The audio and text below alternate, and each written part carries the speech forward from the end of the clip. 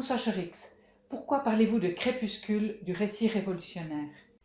Le récit révolutionnaire, c'est-à-dire l'image récurrente du peuple sur la barricade, occupe fortement le ciel français. Je parle de crépuscule parce qu'on ne sait pas si ce récit va s'enflammer à nouveau, comme durant la longue séquence des Gilets jaunes, ou se consumer peu à peu. En fait, ce récit a eu longtemps des vertus dynamiques.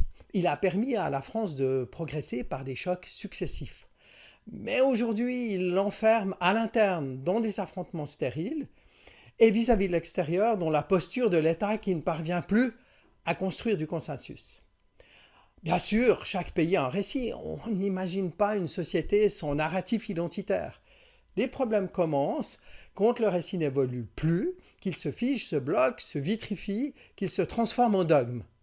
C'est ce qui arrive souvent dans les sociétés en perte de repères et c'est ce qu'on observe, de mon point de vue, aujourd'hui en France. La Ve République est perfectible, on peut l'améliorer. Mais croire qu'il suffirait de tout bazarder, tout reprendre à zéro pour effacer les tensions de la société française est une illusion complète. D'une part parce que changer de régime créerait certains avantages, mais introduirait aussi de nouveaux inconvénients. En fait, il n'existe pas d'institution merveilleuse qui offrirait à la fois, par exemple, la souplesse du fédéralisme et l'efficacité de la Ve République. D'autre part, parce que la culture domine les structures. Tant que le culte de l'affrontement structurera la vie politique, le récit révolutionnaire s'invitera dans tous les systèmes.